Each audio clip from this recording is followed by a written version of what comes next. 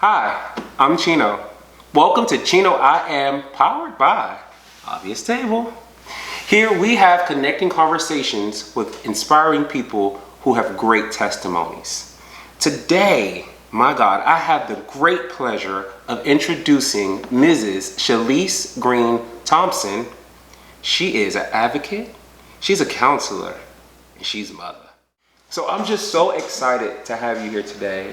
You know, when we were on that panel together and you were telling me your story and your journey, I saw a lot of me in my story in what you were sharing. So first and foremost, tell me a little bit about what you've been through. Let's start at the beginning. So I have quite a journey, right? I started out using at a very young age when I was around 12. I graduated from seemingly harmless things like cigarettes and wine coolers, and then eventually I escalated to drinking very heavily, especially after the death of my mom. I started to abuse oxycodone and also smoke marijuana in excess. And everything just kind of got out of hand when my grandmother was dying of cancer. Around that time, I hit what most of us call our bottom. Okay. And I started to really spiral out of control. My family confronted me about some inappropriate financial abuse, because I was in charge of my grandmother's finances. And at that time, they were focused mostly on the money. How was I going to pay back the money? They didn't ask a lot of questions about, well, where did the money go? And at that time, I knew I had a choice. Right. That I could either keep going with the lie, or I could face the fact that I had a problem. I had a very serious problem. And on that day, I decided that I wanted to go to treatment. And I've never turned back since. That's awesome. That's so awesome to hear. So with your abuse of substances, it was your grandmother's death that kind of opened your eyes. That was your aha. That was your rock bottom. Well, it wasn't her death. It was knowing that she was dying. Knowing that I have to grow up, right? It scared me so bad because I had never been responsible for anything.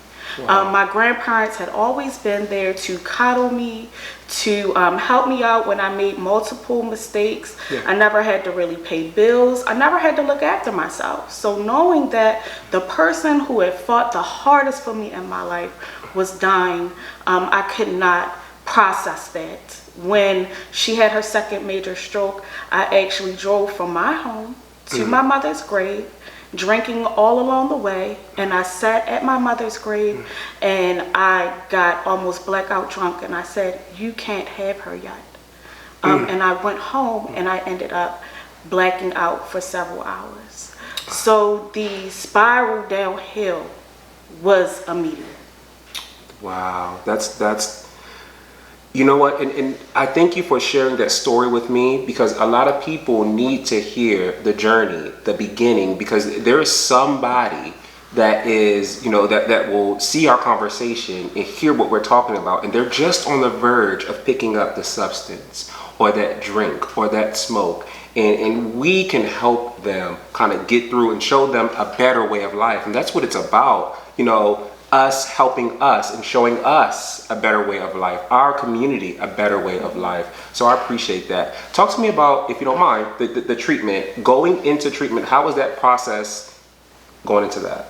So once I made the decision to go to treatment, it actually went, things started to go pretty fast. Okay. And I happened to have very good insurance at the time. So I went to luxury treatment in Florida. I went to a all-women's program that was based on a holistic healing framework. Okay. So we did things like yoga, meditation, qigong, sound healing, fire ceremonies, water ceremonies. It was a very woman-centered atmosphere. However, I noticed that most of the women came from a place of privilege. I was one of the only 2 black women there. And while there were accusations of racism. I was accused of being a racist, accused of being anti-white. I had a counselor who was a Trump supporter.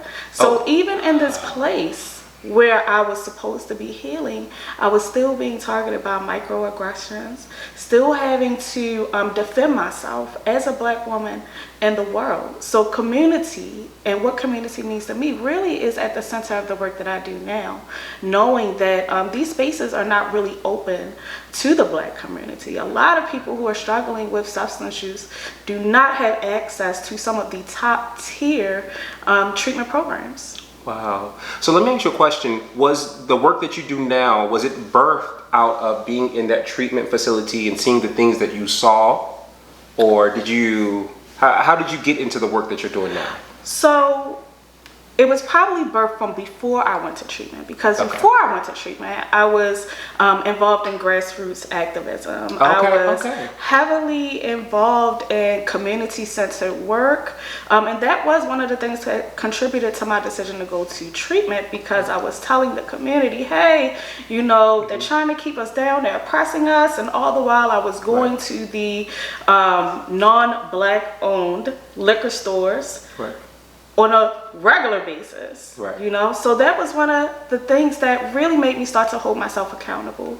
After treatment, I realized that there were not a lot of sober living resources for women in Baltimore, and not a lot of treatment programs that provided the same level of amenities that I saw in Florida.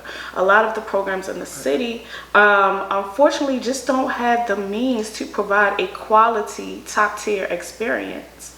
So that was one of the reasons why I wanted to get into the addiction recovery field. Absolutely, and that's amazing that you are in that field.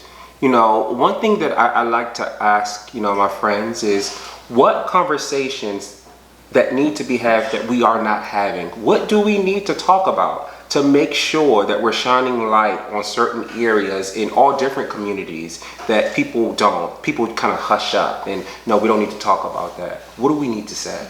So definitely the trauma that many Black people have faced, not just trauma that we face, but ancestral and generational trauma, heavily affects the way that we process our emotions. When you are talking about Black and brown people, you're talking about how society really does not give us the tools to cope positively with stress. Right? So a lot of us lack frustration tolerance. We tend to go up in our heads, which is really a slang term for anxiety, and we push our emotions down. Also, society tells us that we just need to get over it, move on, get a job, stop living off of the system. So people literally are not given enough time to heal and process from the pain that they have faced. Also, our society does hype up and contribute directly to alcohol and drug use by telling us that it's normal. This is the way that you have fun. This is the way that you are popping. And what that says to me is, you are not fun all on your own. That I have to have a drink or a drug in order to be considered fun. Because me by myself, I can't show up to the party and be the hot girl that everybody wants me to be. So these messages are instilled in us that make us feel like you have to have a drink or a drug in order to be so-called normal. Absolutely. So, you know, for those people that don't know your line of work now, what is it that you do and how do you serve the community? So I work as a substance use counselor for a behavioral health program in Baltimore City. I do individual counseling, group counseling. I help my clients basically find out what their goals are, and then we create a roadmap to get there together. The treatment is completely person-centered. It's not about me, it's about the client. What are their goals? Where do they see their lives going? And getting them to the point where they believe in themselves enough and they are motivated to move forward with their lives. That is a real big piece of this puzzle that a lot of people do not consider. That most times people don't stop using because they don't realize, what are the benefits of that? Why should I stop? Life is messed up. It's always going to be messed up, and I don't think it's going to get better. So why stop using these things that are making me feel better temporarily? So what I try to encourage my clients to see is that if there are changes that need to be made in their lives, the only person that's going to make those changes is them. And I empower them and support them as they make those changes. That is so awesome. I'm so glad to hear that. You know, being in recovery myself, I love to see people that want to help people and put them on the right path. You know, something just popped in my head, and I really want to ask you this. You deal with heavy topics, you know, on a day-to-day basis with your clients. How do you decompress? What do you have in place so then you're not taking on all of this and taking it home? So I learned very early in my journey as a woman in recovery that self-care is mandatory. And that term self-care has become a little bit overused. We kind of throw it around, but self-care really just means being kind to myself. So if that means that I have to set my alarm a little bit later in the morning so I can get 15 minutes extra of sleep, I do that. Right. If I feel like I'm not going to do any work when I get home, it's going to stay right on my desk until tomorrow, and tonight I'm going to binge watch some TV and eat some popcorn with my wife, then that's what I'm doing. So I find ways to care for myself and be kind to myself. Also, a big part of being in this line of work is realizing that it's not on me to save anyone's life. It's my job to give them the tools to save themselves, and that's what I try to do. That's it. That's it right there. That's so amazing. So amazing. You know, I love the fact that, you know, you're so invested in your self-care, because self-care is important. And that's one thing that I'm learning in my recovery journey, that I have to take care of me. Because if I don't, then my partner is not going to be well. My family is not going to be well. You know, I am the base of you know, my life, you know, and he is the base of his life, you know, kind of thing. So self-care is something that we do have to focus on and work on as well, too. Okay? So, you know, if there's somebody, you know, watching right now and they're struggling with self-care, or they're in a place, because I know you're a counselor and I know you work with people that kind of struggle, you know, what would you tell them? You know, how would you help them if they don't know how to get help? So are we talking about in terms of self-care or addiction? Both, either one. Okay, so if someone is struggling with addiction, the first thing that I would tell them to do is to reach out to someone that they trust, right? Someone that can be their accountability partner as they do the research to find a facility.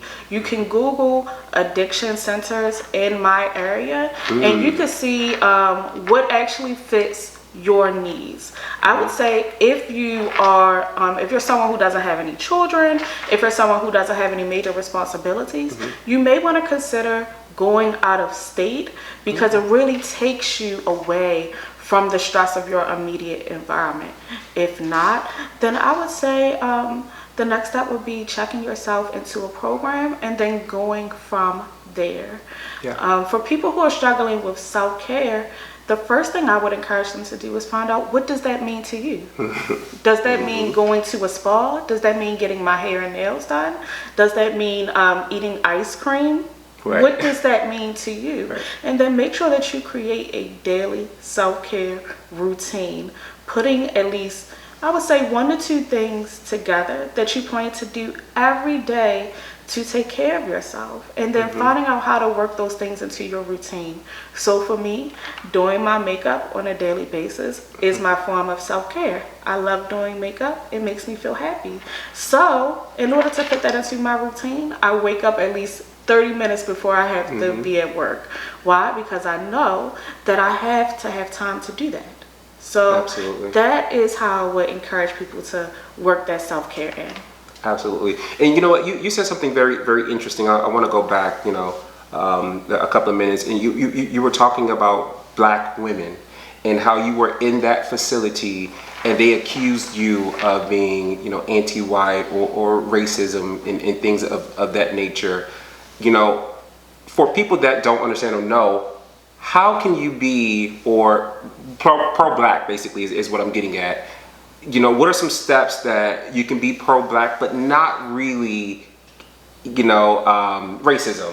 I don't know if that makes sense. Like, basically, if there's somebody struggling with who they are as a black woman, right? You know, what would you tell them, or what some things that you have instilled in yourself to make you a stronger black woman? So I would first say seek sources of empowerment.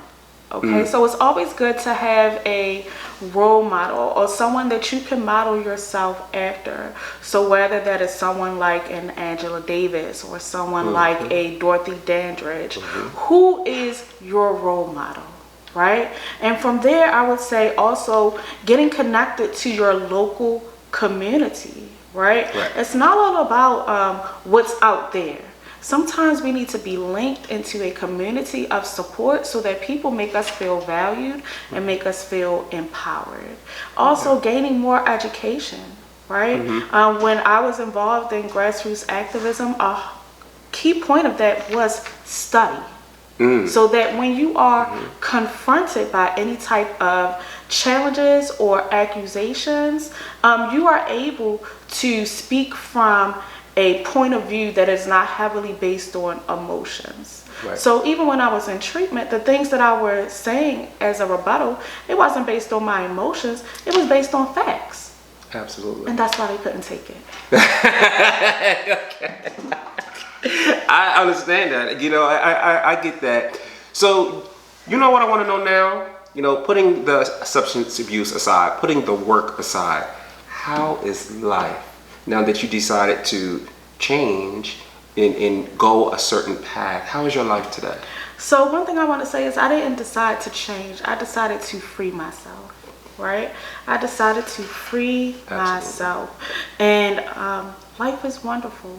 Life is joyful. My life is full of love and purpose. When I was I had no direction. I was in a deep, dark hole.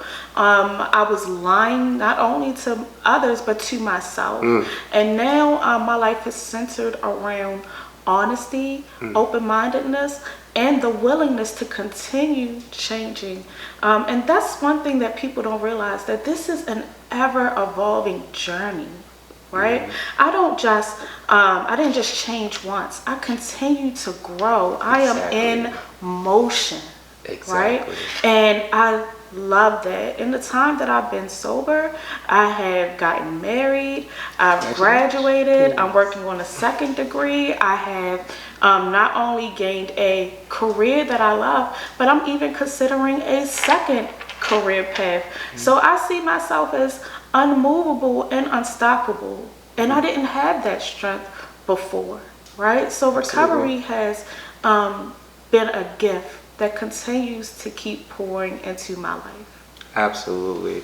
You know, you just are the epitome of a strong black woman to me. You're so eloquent, you're so poised, and I just absolutely love that about you. You know, I know you have to kind of go soon, but before you go, you know, I want you to do two things for me. You know, I want you to speak to, you know, our viewers. And is there anything that you want to say to somebody that's out there that's struggling, somebody that needs help? What would you say to them? Well, first I would say hello. If no one ever told you that you are enough, you are. If you have never heard the words, I love you and I care for you, I'm here to tell you that I do love you and I do care for you. And if you are struggling, please know that you are not in this struggle alone. You are not in this fight alone.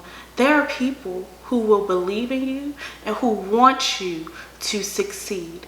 It is your job to find them. We are out there. Please do not allow the disease of addiction to claim your life. It's already claimed enough lives. It doesn't need yours.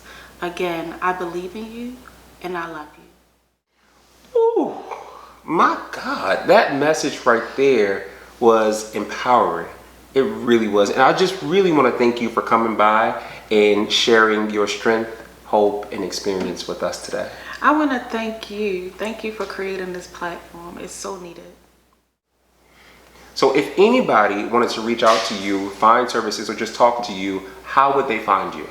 Okay, you can find me on Facebook. My name is Shelese Greene-Thompson. Shelese is spelled Shelese. You can also find me on Instagram at Mother Glow Up, and Mother is spelled MUVA. Yes, mother. Okay, so for the next segment, we're going to do something called rapid fire questions, okay? So, quick questions, quick thought, first thing that comes to mind. Okay. Are you ready? I am ready. Okay, first one, Madonna or Janet? Miss Jackson, if you're hasty. Ow! Okay, city vacation or beach vacation? Beach vacation. Okay. Would you prefer to be rich or wealthy? Wealthy. Why? Because wealth is something that builds. I want to be old school money one day. Yeah, Okay, well, I want my generations to have money. Okay, absolutely. Next question. Are you living or existing? I'm living my best life. Come on, best life. And then last question. Little Kim or Nicki Minaj? Lil' Kim? Why you gotta go on? What? What? Come on now. Come on.